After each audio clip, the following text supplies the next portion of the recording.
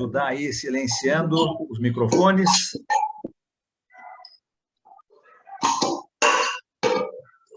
Tem que ligar na mesa. Muito obrigado. É uma boa noite para todo mundo. Que bom, né, que a gente está de volta aqui na quinta-feira para esse nosso estudo de Neemias. É um estudo muito prático, muito atual, não é, para os tempos que nós estamos aqui vivendo. Muitas lições práticas. E hoje nós vamos tratar de mais uma, né, no capítulo 7. Então, se você está com a sua Bíblia aí, já abra lá em Neemias, no capítulo 7. É lá que nós vamos começar hoje à noite. Mas antes de darmos início, eu vou pedir ao Aparecido, lá em Maringá. Está dando algum eco aí, né? Aí, agora melhorou. Aparecido, você poderia nos dirigir numa oração para darmos início ao nosso estudo hoje à noite? Posso sim, com muito prazer. Oremos então. Senhor, amado Pai, graças te damos por meio de Jesus. Graças te damos, Senhor, pela tua palavra inspirada.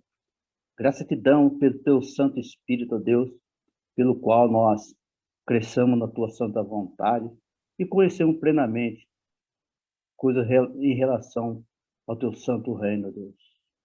Nós, como membros do teu santo reino, ó Deus, membros do corpo de Cristo, sendo Cristo o cabeça da igreja, queremos cumprir bem o nosso papel como membro, ó Deus, do teu corpo, Deus, que é a igreja.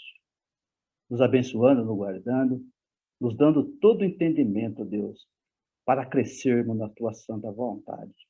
Nos abençoando, nos guardando, e que possamos ser não somente ouvinte, como diz Tiago, mas ouvinte e praticante, ó Deus. Nos abençoando, nos guardando.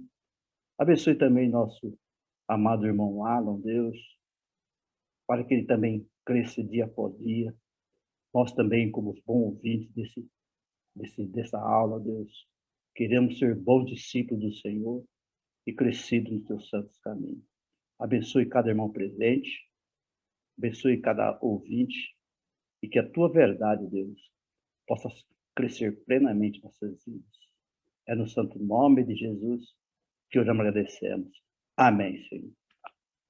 Amém. Muito obrigado, Amém. Aparecido. Muito bom. Vamos lá, então, né? Neemias, capítulo 7. Vocês se lembram que nós estamos falando aí sobre algumas maneiras, né, que o nosso inimigo consegue nos desanimar. Nós já vimos que ele tenta, de várias maneiras, com ataques de dentro da igreja. Lembra disso, né? Pessoas que talvez têm orgulho e acham que só elas é que são importantes, né? E a pessoa gosta de ficar ali debaixo dos holofotes, né? Se não for essa pessoa ou do jeito que ela quer, então a confusão fica armada.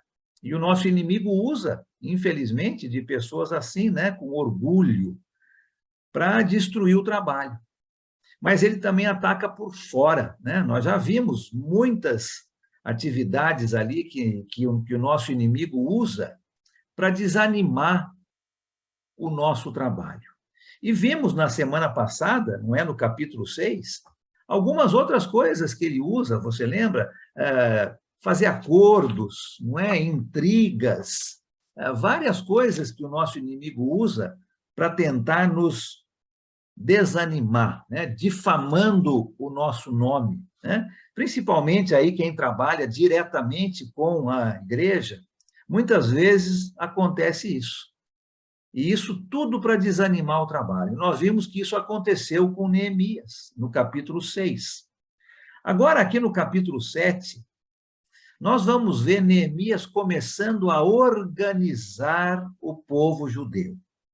Nós vamos ver que os muros da cidade já haviam sido construídos, as portas ao redor dos muros já haviam sido restauradas. O inimigo agora estava desanimado, né? Lembra? Ele estava tentando desanimar, não conseguiu. Agora o inimigo está desanimado. Mas o trabalho de Neemias não estava terminado. Ele agora vai organizar o povo. A gente podia pensar que o seu trabalho já tinha sido completado, afinal de contas, ele veio para reconstruir os muros. E aqui no capítulo 7, isso vai estar tudo pronto. Mas ele tem muito trabalho a ser feito, não é? Neemias foi vitorioso na construção dos muros. E esses muros, agora, de uma certa maneira, vão manter o inimigo longe. Mas agora ele vai organizar a comunidade, vai organizar o povo judeu ali em Jerusalém. E a gente sabe que uma cidade é muito mais do que muros, não é? Portas e casas.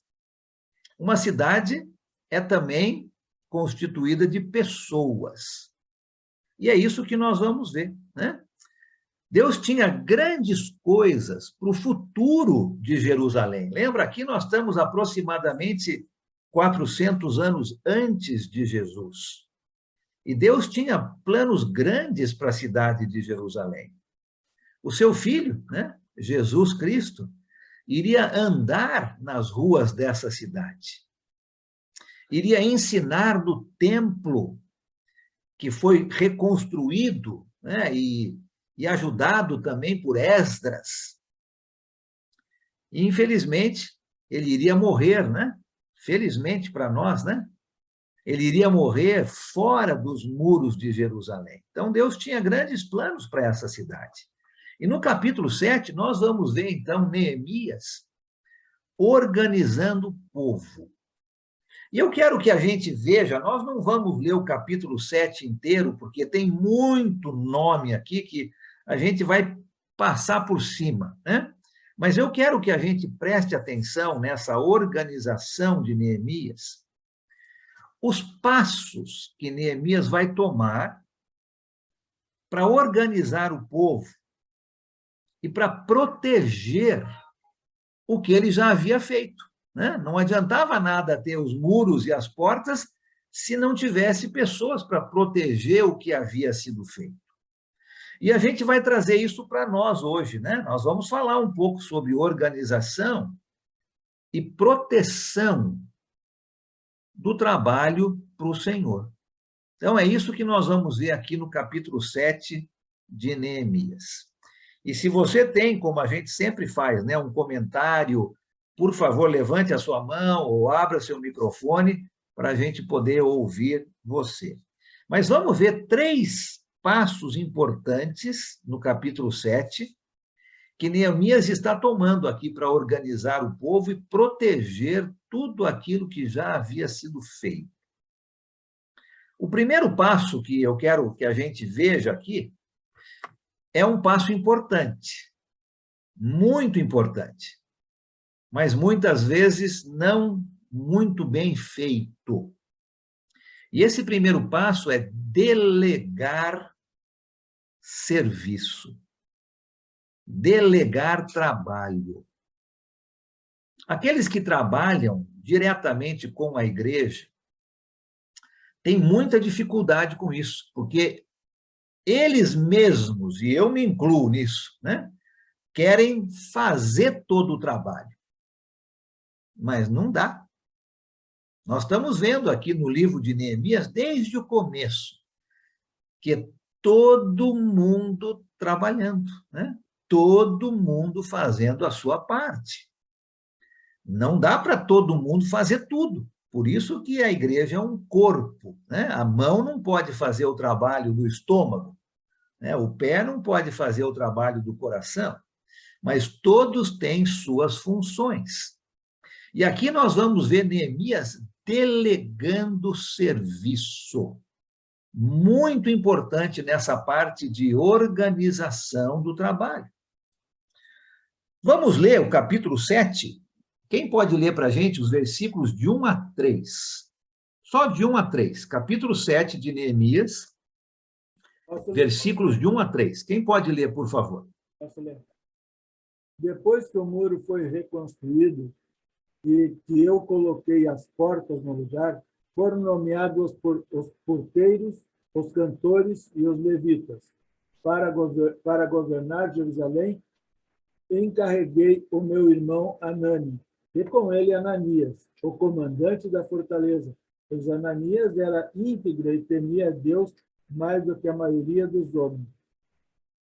Eu lhe disse, as portas de Jerusalém não deverão ser abertas enquanto o sol não estiver alto.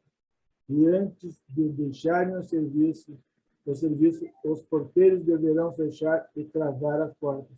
Também designei moradores de Jerusalém para sentinelas, alguns em postos no muro, outros em frente das suas casas. Obrigado. Então, a primeira coisa que nós vamos ver aqui nesse trabalho importante de organizar e proteger o que já havia sido feito é o de delegar serviço. E você se lembra, antes mesmo de começar essa grande obra, Neemias já havia animado o povo, dizendo que Deus iria abençoar o esforço que eles iriam fazer. Lembra disso? Nós vimos lá no capítulo 2, volta rapidamente comigo lá no capítulo 2 de Neemias.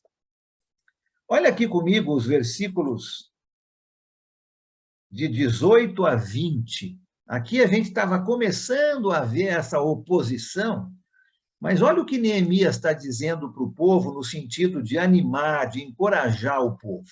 Quem pode ler o capítulo 2, 18 a 20?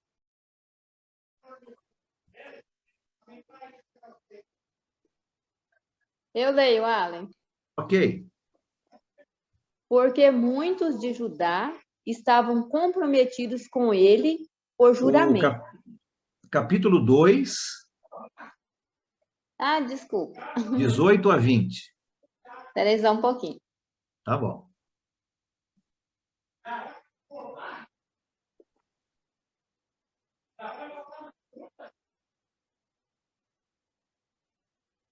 Ok, desculpa. Pois não. Também lhes contei como Deus tinha sido bondoso comigo e que o rei me tinha dito. Eles responderam, sim, vamos começar a reconstrução, e se encheram de coragem para a realização desse bom projeto. Quando, porém, Sanbalate, o honorita, Tobias, o oficial amonita, e Gesem, o árabe, souberam disso, zombaram de nós, desprezaram-nos e perguntaram, o que vocês estão fazendo? Estão se relembrando contra o rei? Estão se rebelando contra o rei? Eu lhes respondi, o Deus dos céus fará que sejamos bem-sucedidos.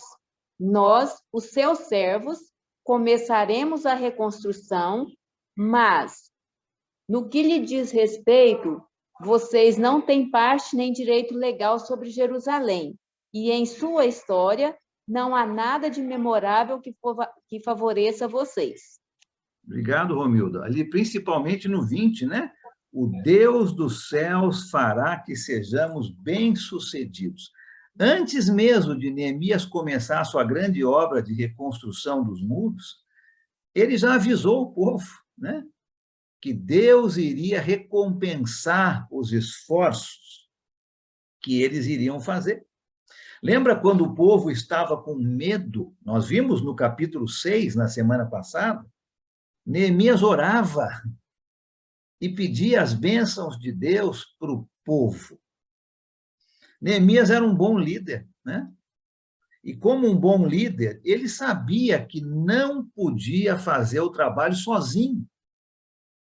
Ele precisava do resto das pessoas ali de Jerusalém, para ajudá-lo nesse grande trabalho. Então, a primeira coisa que ele vai fazer, depois de ter reconstruído o muro e colocado as portas, ele vai delegar serviços, delegar trabalhos, né?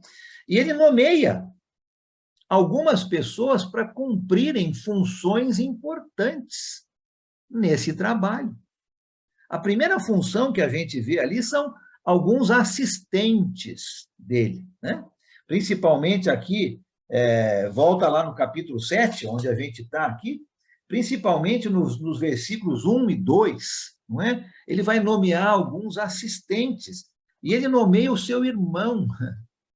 E a gente entende aqui, provavelmente, um irmão de sangue de Neemias, né? Chamado Hanami, ou Hanani, dependendo da tradução que você tem, e um outro homem chamado Hananias, para cuidar, então, um pouco mais da cidade de Jerusalém, não é? Olha o versículo 2, para governar Jerusalém, encarreguei o meu irmão, Hanani, e com ele Hananias, comandante das fortalezas.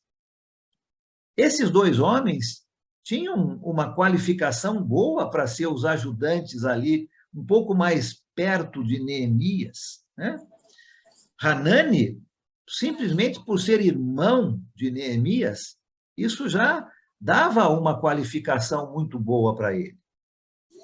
E o outro homem, né, o Hananias, a gente vê no versículo 2, que era um homem íntegro e temente a Deus. Então, Neemias vai se cercar de algumas pessoas para ajudá-lo no seu trabalho. Alguns assistentes, vamos dizer assim, que vão ajudá-lo nessa governança de Jerusalém. E pode ser que você que está aqui hoje à noite, pode ser que você não seja um Neemias, mas você pode ser um Hanani ou um Ananias, trabalhando fielmente a Deus, sendo uma pessoa temente a Deus, e Deus vai usar você para fazer uma grande obra. Lembra que nós falamos que Deus usa todo mundo, né? Todo mundo tem lugar no trabalho do Senhor. Nós vimos isso quando eles começaram a reconstruir os muros. E Deus necessita de homens e de mulheres corajosas e corajosos para trabalhar na sua obra. Não importa os obstáculos, não importam as circunstâncias. Neemias aqui está se cercando de bons assistentes. Gustavo, você queria falar algo? A Robin, que está com a mão levantada. Acho bom a Muito gente dar uma obrigado. atenção para ela, viu, Alan? Obrigado, Gustavo, senão eu apanho depois aqui. Obrigado que você viu isso, né? Muito Pode falar, Robin. Muito obrigada, Gustavo. Alan, eu só achei super interessante aqui no versículo 2, porque esse homem é citado como um homem de integridade. A razão é porque ele temia Deus mais do que a maioria dos homens. Então, se quer ser um homem íntegro, tem que ter temor a Deus mais do que normalmente homens têm. Esse pulou para mim, eu achei isso fantástica, para citar esse homem. E ele teve integridade, porque ele tem temor a Deus. Obrigado, Robin. Isso mesmo, né? E Deus precisa de homens e mulheres assim, né? Tementes a Ele, corajosos para realizar o seu trabalho. Além desses assistentes, nós vemos aqui nos versículos de 1 a 3, né? Nessa delegação de serviços, que Neemias também colocou porteiros. Você viu aqui, né? Porteiros. Agora, pensa comigo um pouquinho, né? Qual que é o valor de uma porta se não existe alguém para guardar a porta e controlar quem entra e sai? Não tem muito valor, né? Precisavam de porteiros em todas essas portas que foram restauradas. Qual é o valor de um muro ao redor da cidade se as portas estão abertas para qualquer pessoa entrar? Não faz muito sentido, né? Ter um muro bem construído e protegido se não existem porteiros nas portas, guardando as portas e zelando por quem entra e por quem sai dessas portas. E você viu aqui no versículo 3 que Neemias colocou esses porteiros com instruções específicas, né? Que parece que antes não era assim. Aliás, antes parece que nem tinham essas portas, né? Eles não tinham proteção nenhuma.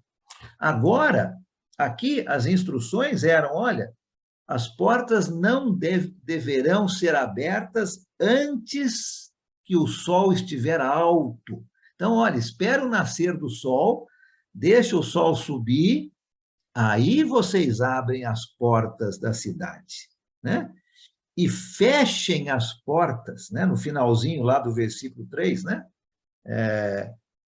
Antes de deixarem o serviço, fechem e tranquem as portas. Importante essa função aí de porteiros, né? Porque a pessoa vai controlar quem está entrando, quem está saindo. E uma terceira delegação de serviço, que a gente vê no finalzinho do versículo 3, ele colocou guardas também. Você viu ali, né? No finalzinho do 3, né? Também designei moradores de Jerusalém para sentinelas, alguns no muro e outros em frente das suas casas. Guardas também ali no muro.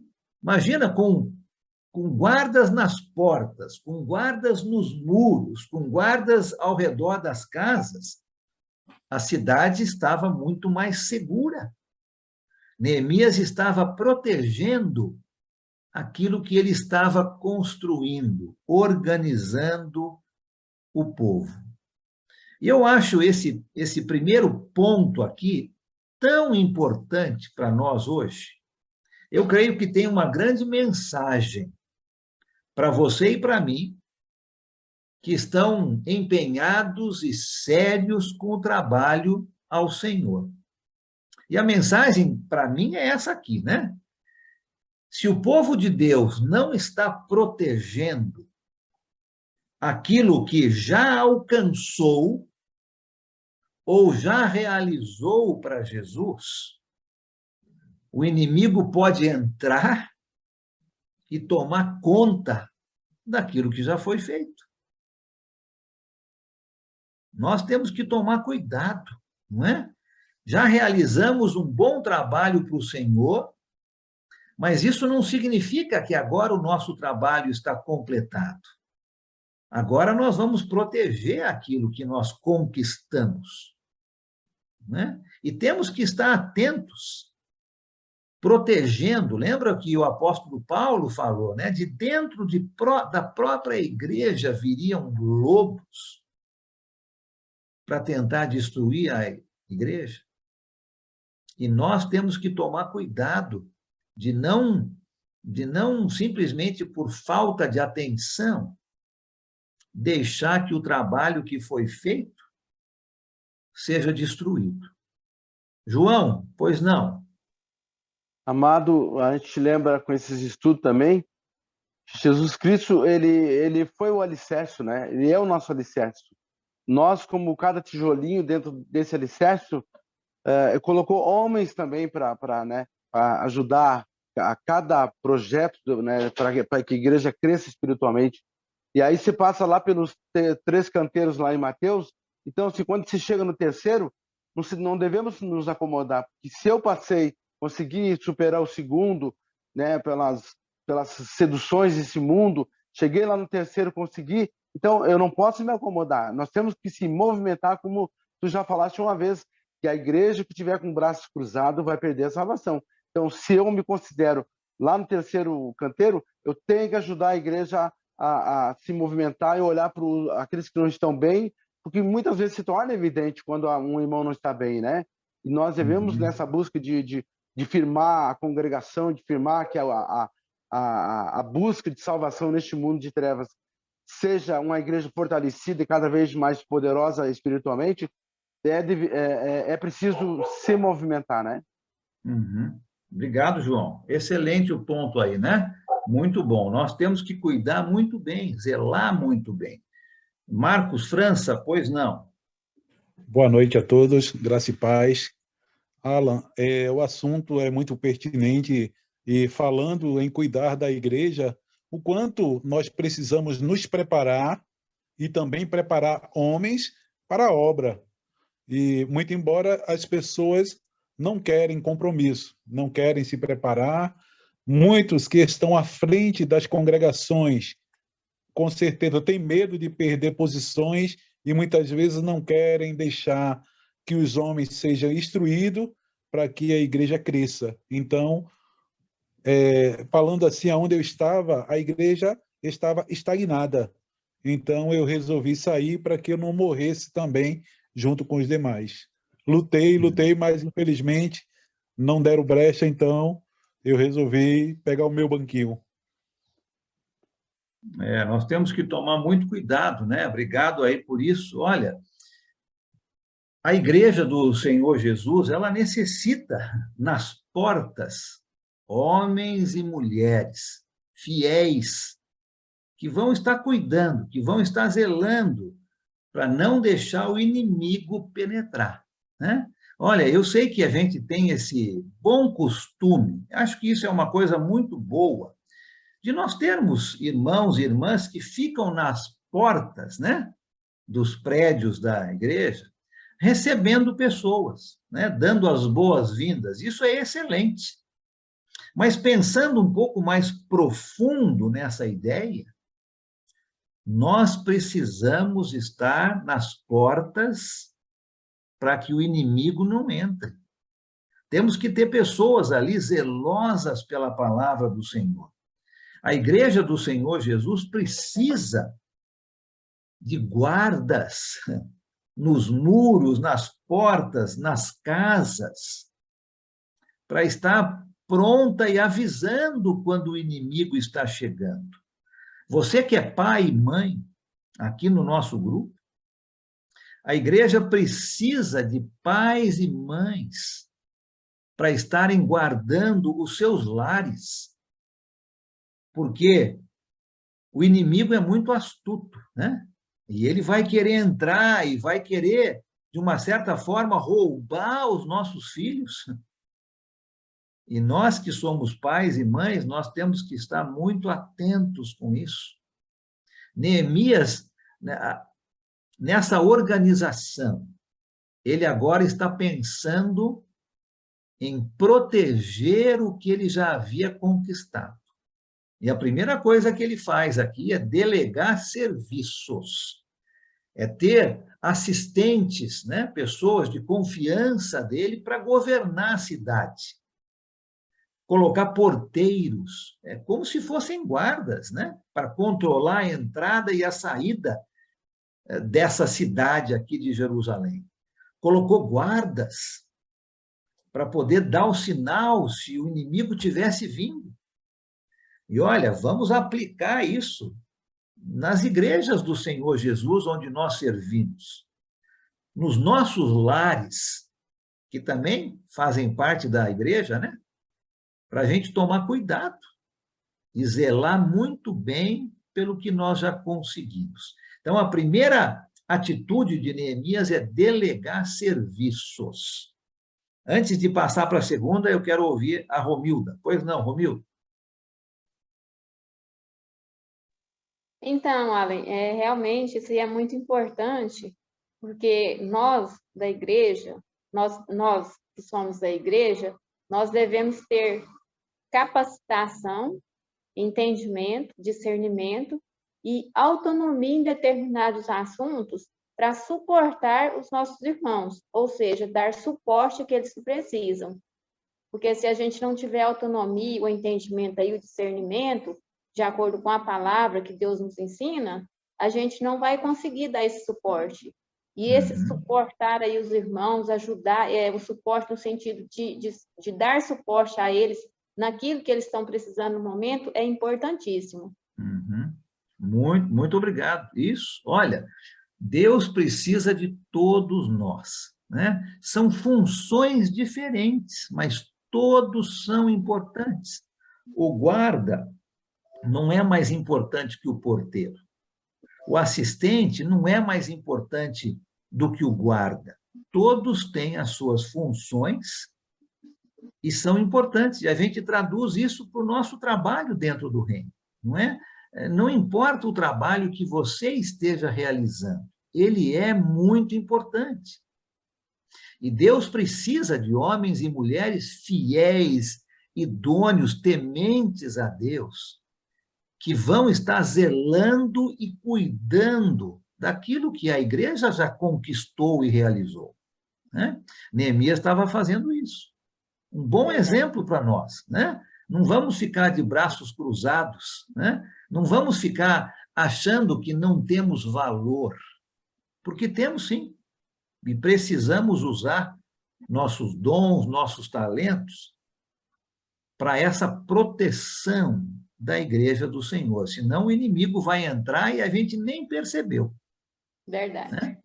Importante isso. Obrigado por todos os comentários. Olha a segunda ação, né? A segunda atitude aqui, né?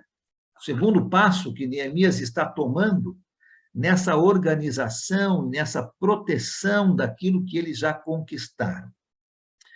Um texto longo, nós não vamos ler esse texto inteiro, mas eu quero resumir isso na seguinte ideia: estabelecendo uma cidadania. O primeiro é delegando serviços. O segundo é estabelecendo uma genealogia. Vamos ler aqui dos versículos 4 até o versículo 6. Quem pode ler para a gente? Neemias 7, do 4 ao 6. Por favor, alguém pode ler. A cidade era espaçosa e grande, mas havia pouca gente nela, e as casas ainda não haviam sido reconstruídas. Então, o meu Deus me pôs no coração que ajuntasse os nobres, os magistrados e o povo, para registrar as genealogias. Achei o livro da genealogia dos que foram os primeiros a voltar do cativeiro, e nele estava escrito: estes são os filhos da província que voltaram do cativeiro, do meio dos exilados que Nabucodonosor, rei da Babilônia, tinha levado para lá. Eles voltaram para Jerusalém e para Judá, cada um para a sua cidade. Obrigado. Né? Então, aí depois do restante do capítulo, do restante desse texto, vai ter todos os nomes, a quantidade de pessoas, até os animais foram contados, né? E colocados aí, né? nessa genealogia, aí, nesse registro das famílias, como nós estamos vendo aqui. Então, eu vejo aqui que o segundo passo que Neemias está tomando, ele está estabelecendo a cidadania do povo. E Deus colocou no coração de Neemias, assim diz o texto, de registrar o povo de acordo com as suas genealogias. E existem vários grupos diferentes aqui, neste registro. O primeiro desses grupos está aqui no versículo 7, né? Onde o próprio Neemias, Zorobabel, é contado. Interessante isso aqui. Se você contar os nomes desses mencionados aqui no versículo 7, que parecem ser, né, os líderes aqui deste grupo, nas épocas em que eles voltaram, você vai encontrar o número 12, né? São 12 aqui mencionados. Eu penso que isso não é por acaso, não. A gente sabe que os números têm uma importância significativa, né? 12 filhos de Israel, né? 12 tribos, não é o que são os filhos, 12 apóstolos. E aqui nós temos 12 homens mencionados. Quem sabe eles não representavam as tribos em Israel? Eu não sei, né? Tem muita ideia do porquê desse número 12, mas parecem ser aqueles que voltaram liderando o povo lá do exílio. Depois você tem várias famílias mencionadas a partir do versículo 8 várias famílias, né?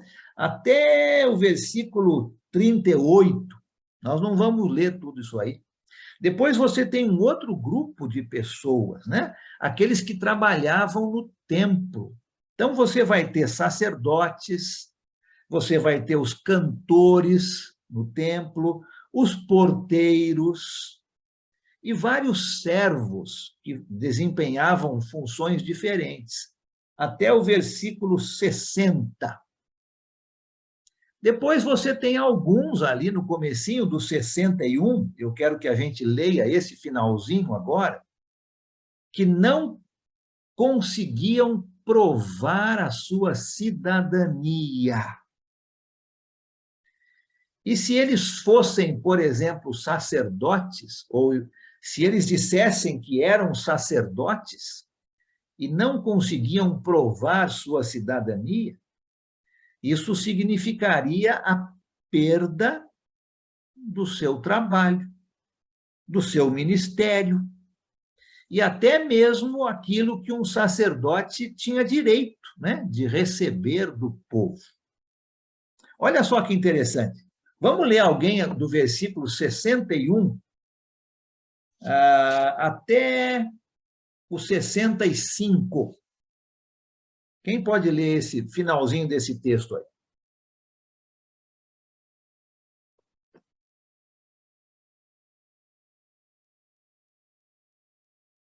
Eu posso. 61. 61 a 65, capítulo 7. Posso ler? Pode ler, por favor. Os que chegaram das cidades de Telemelá,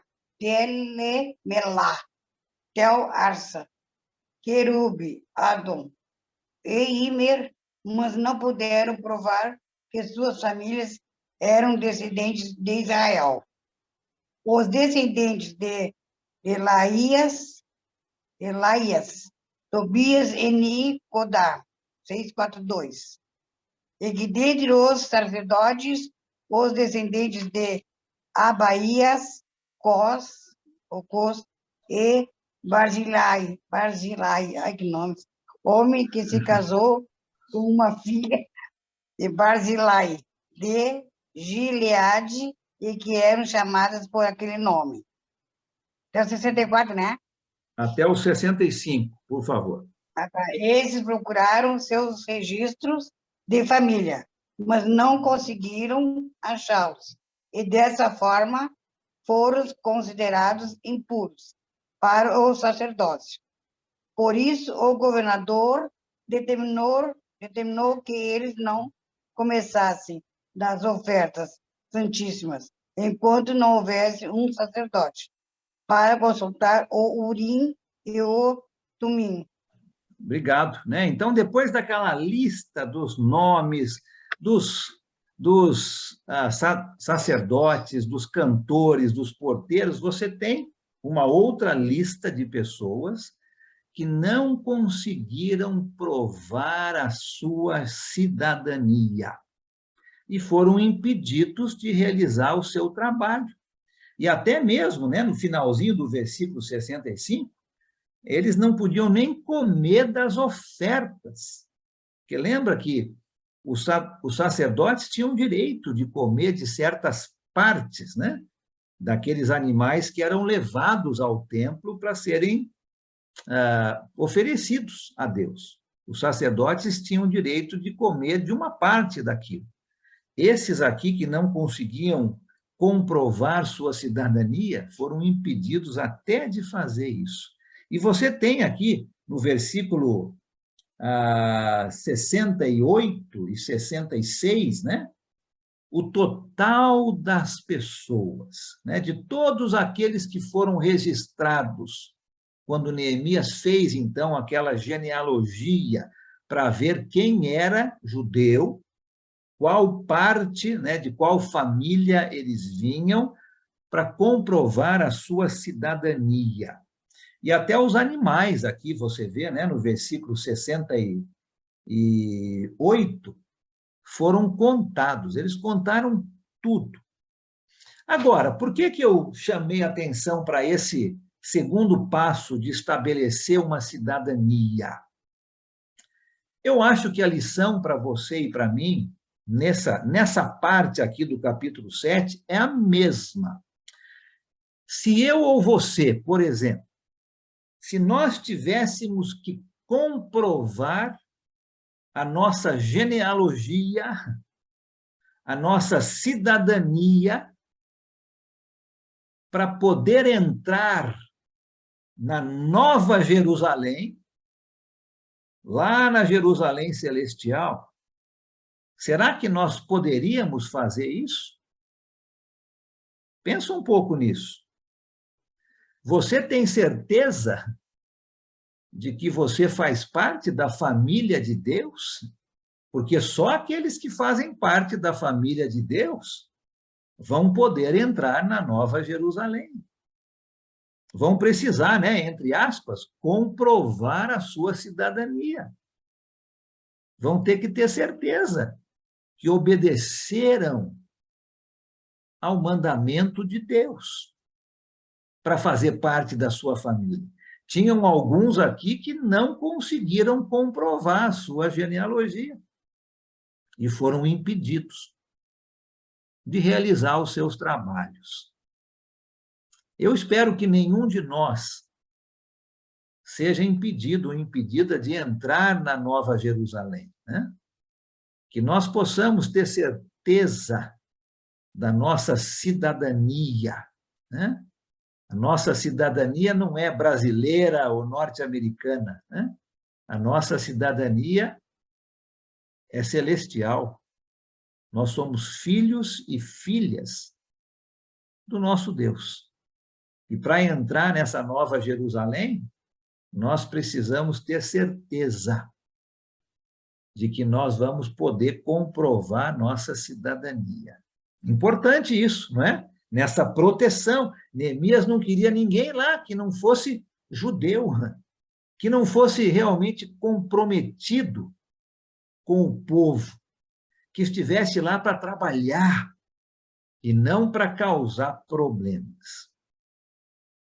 E o terceiro passo, finalzinho aqui do capítulo 7, a partir do versículo 70, ainda bem que a gente não tem que decorar o capítulo 7, hein? São 73 versículos, né? Um monte de nomes aí complicados, né? Um capítulo grande.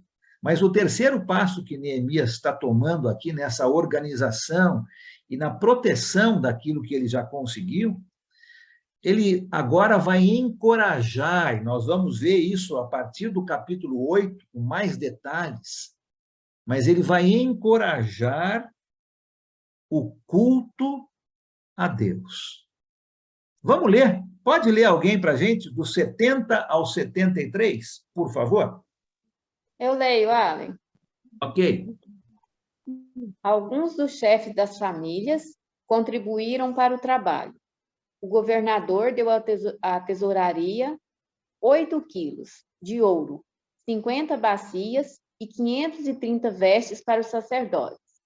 Alguns dos chefes das famílias deram à tesouraria 160 quilos de ouro e 1.320 quilos de prata para a realização do trabalho.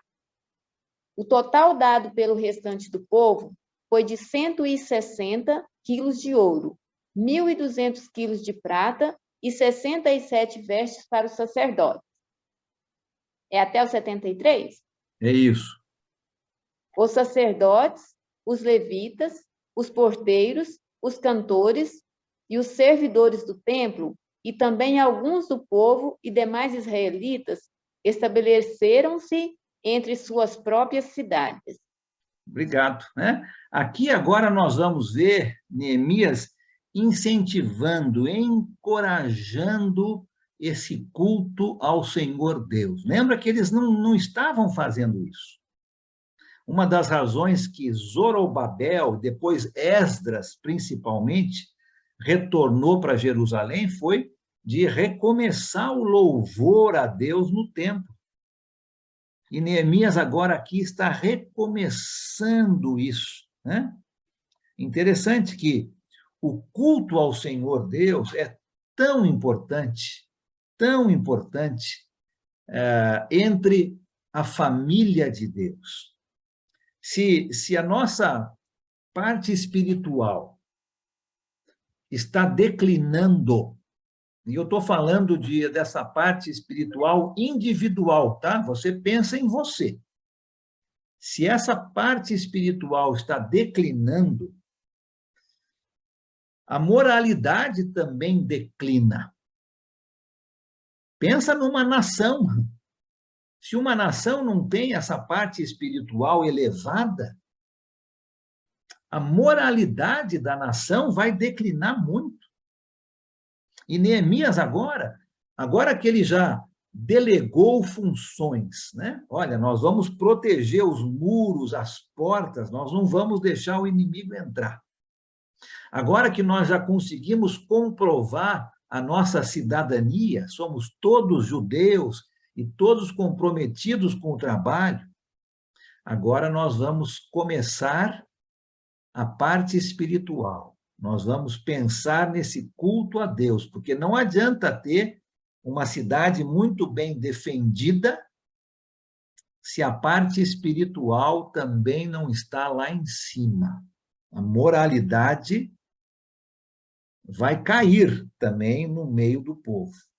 E olha que a gente vê aqui as famílias, o próprio governador, o povo, de uma maneira geral, ofertando para que esse trabalho do culto ao Senhor possa recomeçar de uma maneira grandiosa. Isso é importante também no nosso trabalho para Deus, né? Nossas ofertas. E a gente não está falando aqui somente de dinheiro, mas as nossas ofertas de tudo que o Senhor nos dá. Nosso tempo, nosso talento, o nosso serviço, tudo que o nosso Deus nos dá. Às vezes, a gente pensa, né? Olha, eu tenho que viajar 1h30 para chegar e estar lá junto com meus irmãos. Ó, graças a Deus que você pode ir. Né? O seu tempo pertence a Deus. Olha, mas eu tenho que deixar a minha família, que ainda não entende muito bem, e eu preciso deixá-los aqui na minha casa e pegar 2 ônibus para chegar até o culto. Olha, graças a Deus que você faz esse esforço. Deus espera que nós ofertemos nosso tempo, nossos talentos, nosso serviço, nossa família, nosso dinheiro também para o trabalho no reino. Nós vamos falar, a partir do capítulo 8, na semana que vem, do começo dessa parte espiritual agora, né? O povo retomando aquilo que Deus havia ensinado anos atrás, que o povo, infelizmente, havia deixado de fazer. Pode falar, Sandra. Eu estou em dúvida aqui com o último versículo. No meu está assim, ó, os sacerdotes, os levitas, os porteiros, os cantores, os servidores do templo, bem como algumas pessoas do povo e os demais israelitas, estabeleceram-se em suas próprias cidades. Não foi em Jerusalém? Não foi lá? Nem todos moravam em Jerusalém. Não. Alguns sim, mas outros moravam nas cidades em volta, né? Não existia somente a cidade de Jerusalém. Existiam outras cidades onde os israelitas que voltaram do cativeiro também se instalaram. Neemias estava preocupado com a cidade de Jerusalém, que era a principal, né? E ele queria pessoas para ocuparem e morarem na cidade de Jerusalém. Mas nem todas essas pessoas que retornaram habitaram na cidade de Jerusalém. Aliás, não ia ter lugar para todas, né? Então, precisava, sim, de outras cidades, e é isso que o versículo 73 está se referindo, Sam. Obrigada, querido. Obrigada. Tá? Muito bom. Olha só, então, para eu terminar essa parte aqui, depois vamos dar um tempinho para alguns comentários, eu gostaria de salientar algumas lições que acho muito importantes aqui no capítulo 7. Nós já falamos delas, mas eu vou dar uma resumida aqui. Primeira delas, pessoas são muito importantes para Deus. Você é muito importante para Deus. Você tem talentos e dons que Deus te deu. Você conhece pessoas que outros não conhecem. Deus precisa do seu trabalho. Então, a primeira lição aqui é que pessoas são importantes para Deus. Você é muito importante para Deus. A segunda, Deus sabe tudo sobre o seu povo. Deus conhece tudo sobre você.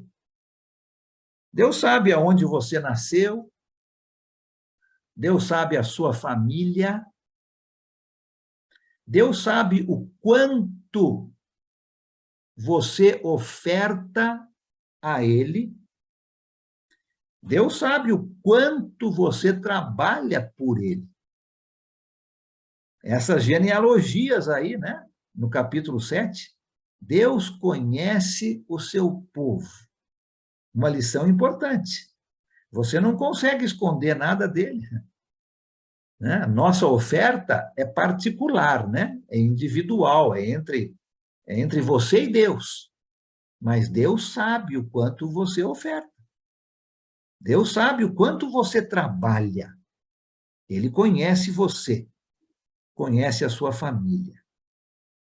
E a terceira lição, Deus tem todo o poder para que o trabalho continue crescendo. Deus podia fazer isso, sem a nossa ajuda. Ele tem todo o poder para isso. Mas ele decidiu escolher você e a mim para ajudá-lo nessa importante tarefa. Você pode repetir, por favor? Essa última? A primeira, eu não coisa direito, eu estava com a cabeça. Deixa eu só acabar essa última aqui, então. Deus tem todo o poder para manter o seu trabalho em pé. Deus tem todo o poder, mas ele decidiu usar você e a mim para ajudá-lo nessa importante tarefa. É isso que nós estamos vendo aqui com esse livro de Neemias. A primeira lição, né, para a gente repetir. Todas as pessoas são importantes para Deus. Todas. Você é muito importante para Deus. A segunda lição. Deus conhece tudo sobre você. Sobre sua família. Da onde você veio. A sua genealogia. O quanto você oferta a Ele. O quanto você trabalha por Ele. E a lição 3 é essa, né? Deus tem todo o poder para que o seu trabalho continue, mas Ele escolheu que nós, os seus filhos e filhas, o ajudassem nessa importante tarefa. Todo mundo tem o seu papel. Todos são importantes. Não pense que você não tem importância no reino. Acho que já falei isso, mas há muitos anos atrás eu estava participando de um Enoque, lá no acampamento Monte das Oliveiras, e as pessoas estavam se apresentando, né, os homens se apresentando e dizendo qual a função, né, que você desempenhava no corpo de Cristo. Um falava, eu sou dirigente de cânticos, eu ensino na escola dominical, e um deles levantou e falou assim, eu sou um ouvinte muito ativo. Eu só escuto. Eu preciso praticar. Mas, por enquanto, eu só estou escutando. Não é de pessoas assim que Deus precisa, né? Deus não precisa de esquenta-bancos. Deus não precisa só de ouvintes. ele precisa de você e de mim para que o trabalho continue. Pessoas são muito importantes para Deus. Bom, falei demais, né? Falei demais aqui hoje, mas eu queria deixar esses pontos aí, porque acho muito importantes aqui no capítulo 7, para nós pensarmos sobre o nosso trabalho. Tá? Perguntas, comentários, rapidamente aqui, porque o nosso tempo passa muito rápido. Alan. Pois não. Oi, Fernando. Tudo bem? Boa noite para todos aí. Deixa eu ver se está errado o meu pensamento. Então, se temos trabalho, se temos nosso trabalho, né, é graças a Deus, e esse trabalho pode manter o trabalho da igreja também, né? Porque com a nossa receita, nós mantemos lá o prédio, nós mantemos as pessoas que trabalham lá, e etc, né? Então, se nós trabalhamos para Deus, né? Isso? Exatamente, isso, né? Com certeza, temos diferentes trabalhos, nem todos trabalham tempo integral, né, com a igreja, mas todos nós trabalhamos. E esse sustento que Deus nos dá, nos ajuda a sustentar o trabalho. Com certeza, isso mesmo, Fernando, né? Isso são coisas extremamente importantes, né, de nós lembrarmos. Deus escolheu você e a mim para trabalhar junto com Ele. Nós somos importantes nesse trabalho. Obrigado, isso mesmo, Fernando. Marcos França. Alan, e nesse trabalho, todos nós temos que estar capacitados para desenvolver um bom trabalho, porque Deus, ele merece o melhor de nós. Então, precisamos nos capacitar, aprendendo, desenvolvendo e passando para as pessoas, ensinando para que essas pessoas dê continuidade à obra. Sim, tem toda a razão, né? Temos responsabilidades, né? Lógico, e a gente tem que saber usar isso muito bem, treinar com toda certeza. Jesus fez isso, né? E lógico que isso é um ótimo exemplo para todos nós, mas mesmo que não tenha alguém, por exemplo, para treinar, isso não tira a nossa responsabilidade de usar aquilo que Deus nos dá, nossos talentos e nossos dons, para o bem da sua igreja. Né? Obrigado, Marcos. Muito bom. Oi, Romilda. Está sem som aí, Romilda. Então, o Allen, quisera nós termos um governante como Neemias, né? Agora que nós vamos escolher o nosso governante, já que nós não temos um governante tão capacitado, tão sábio, igual Neemias, acho que cabe a gente orar por esse momento aí, né? Porque, infelizmente, a situação está caótica. E nossos candidatos, eu acho que ninguém deles está à altura, né, de governar a nação. Mas o Senhor é superior a tudo, né? E Ele sabe de tudo. Então, cabe a nós orar para que nós tenhamos uma nação bem governada e um Brasil melhor. Com certeza. Esse é o nosso dever, né? Várias passagens aqui na Palavra de Deus falam isso, né?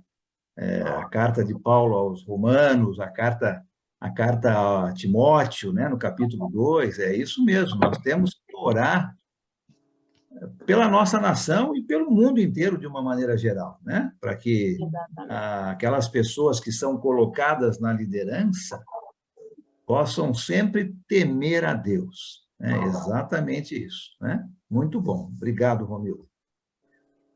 Muito bem. Olha, na semana que vem, nós vamos entrar no capítulo 8 e nós vamos, então, começar a ver essa parte espiritual, né? Nós terminamos o capítulo 7, dizendo que Neemias aqui está encorajando o culto ao Senhor. Já está começando a falar da parte espiritual. E nós vamos ver agora, no capítulo 8 e nos próximos, Neemias agindo exatamente assim. Tá? Mas lembra de você. Pensa em você. Não pensa em quem trabalha na congregação aonde você serve, se não é você. pensa em você. Lembra dessas lições, né? Você é uma pessoa importante na família de Deus. Deus usa pessoas e usa você. Você é uma pessoa importante. Deus conhece tudo sobre você. Não tem nada na sua vida que possa ser escondido de Deus. E Ele sabe, né? Ele sabe o quanto você está trabalhando ou deixando de trabalhar. Ele sabe o quanto você está ofertando ou deixando de ofertar. Ele sabe das dificuldades que você atravessa e da fidelidade que você mostra nessas circunstâncias. Deus conhece a sua vida. Ele sabe a sua genealogia.